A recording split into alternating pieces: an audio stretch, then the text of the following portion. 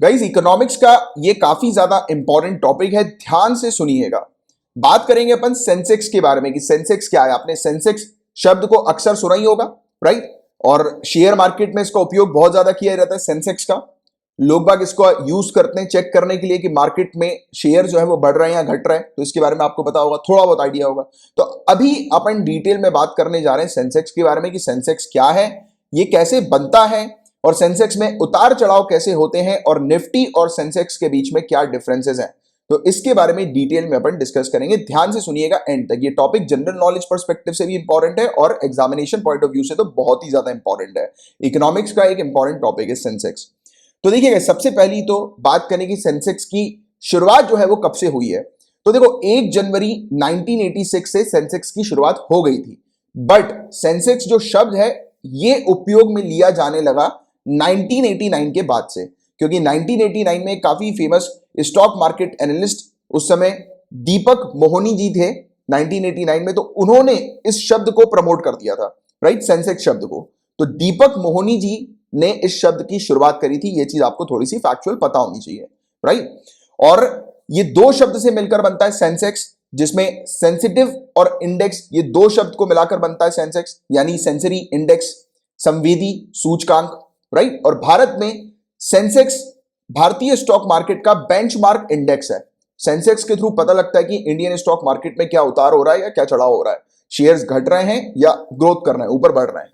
तो इसके बारे में पता लगता है सेंसेक्स को देखकर।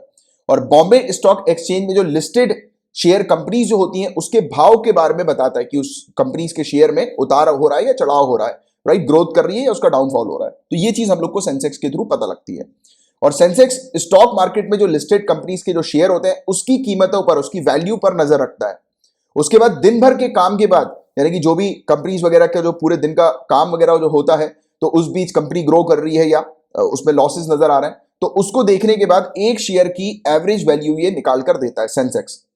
और इससे हमें स्टॉक मार्केट में जो लिस्टेड कंपनीज होती हैं उनके बारे में सही जानकारी मिलती है कि कंपनी में ग्रोथ हो रही है या घाटा हो रहा है, फायदा हो रहा है या नुकसान हो रहा है अगर हम शेयर खरीदते हैं किसी कंपनी के, तो या ओवरऑल एवरेज तौर पर मार्केट जो है वो कैसे चल रहा है, शेयर मार्केट।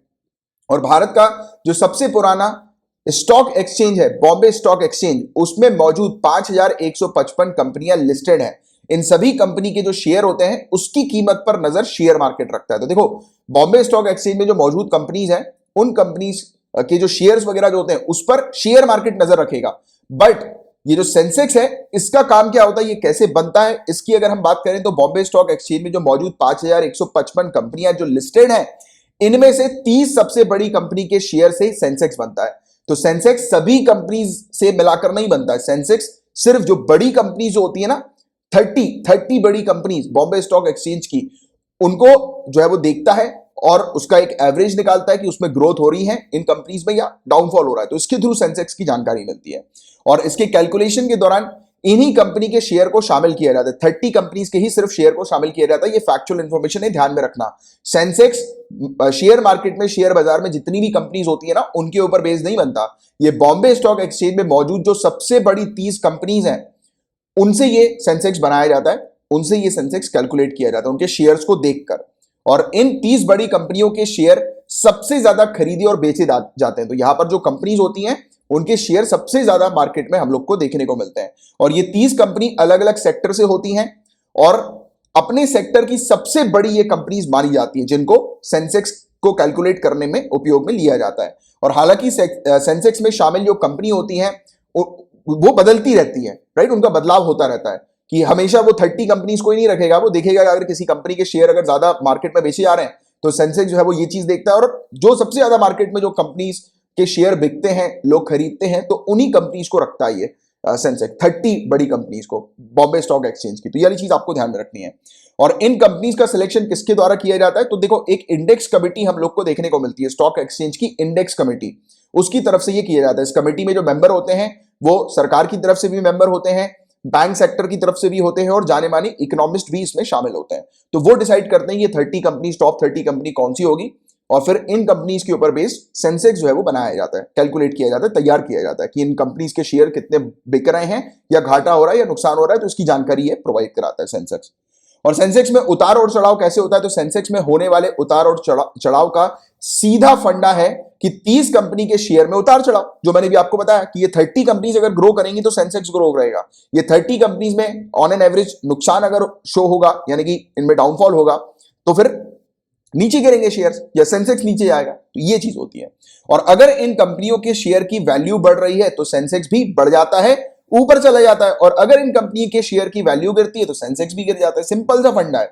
तो आपको जो कॉन्सेप्ट क्लियर रखना है वो ये क्लियर रखना है कि सेंसेक्स बॉम्बे स्टॉक एक्सचेंज की 30 बड़ी कंपनी जो होती है लिस्टेड बॉम्बे स्टॉक एक्सचेंज के अंदर, जिसके सबसे ज्यादा शेयर मार्केट में बिकते हैं, लोग खरीदते हैं, तो उन कंपनी से ये सेंसेक्स बनाया जाता है। ठीक है। और ये कंपनी जो होती है वो चेंज होती रहती है। ऐसा नहीं कि एक बार कंपनी को सेट कर दिया और वो उस पर चलती आएगी, ये समय समय पर चेंज होती रहती है। और इसको ऐसे समझे कि अगर कंपनी ने कोई नया प्रोजेक्ट लॉन्च किया तो कंपनी के शेयर बढ़ने के आसार होते हैं, और अगर कंपनी मुश्किल दौरे में है तो इन्वेस्टर कंपनी को छोड़ने लगता है। देखो, इन्वेस्टर कंपनी को छोड़ेंगे तो कंपनी के शेयर इन्वेस्टर बेचते रहेंगे, तब क्या होगा? शेयर गिरते रहेंगे, राइट। तो ये चीज हम लोग को देखने को मिलती है, और इससे शेयर की कीमत पर नकारात्मक असर पड़ता है और सेंसेक्स नीचे आने लगता है, और इंडेक्स में हर कंपनी का वेटेज होता है। अब देखिए निफ्टी और सेंसेक्स में क्या डिफरेंस है। तो देखो, सेंसेक्स की शुरुआत कब हुई थी? 1986 में, मैंने आपको बताया। और आपके लिए एक क्वेश्चन है, स्टार्टिंग में ही इसका आंसर मैंने आपको दिया है कि सेंसेक्स शब्द को किसके द्वारा प्रमोट किया गया था। तो उन एनालिस्ट का नाम आप नीचे कमेंट बॉक्स पर लिखकर बताइए। और निफ्टी की शुरुआत 1994 में हुई थी, और सेंसेक्स बॉम्बे स्टॉक एक्सचेंज का इंडेक्स है। मैंने आपको बताया बॉम्बे स्टॉक एक्सचेंज की 30 बड़ी कंपनी के ऊपर बेस्ड ये सेंसेक्स बनता है, और निफ्टी नेशनल स्टॉक एक्सचेंज का इंडेक्स है। तो ये डिफरेंस है निफ्टी और सेंसेक्स के अंदर। और निफ्टी में 50 बड़ी कंपनी लिस्टेड होती है, जबकि सेंसेक्स में 30 बड़ी कंपनी होती है।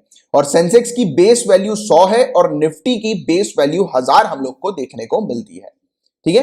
तो ये चीज है गाइस, पूरा ओवरऑल टॉपिक। होपफुली आपको अच्छे से सेंसेक्स के बारे में पता लगा होगा, राइट। और शेयर गाइस जरूर कीजिएगा इस ऑडियो लेक्चर को अगर आपको पसंद आया तो चलो अपन मिलते हैं अगले लेक्चर में। तब तक के लिए bye bye, take care, have a great day ahead, Tata.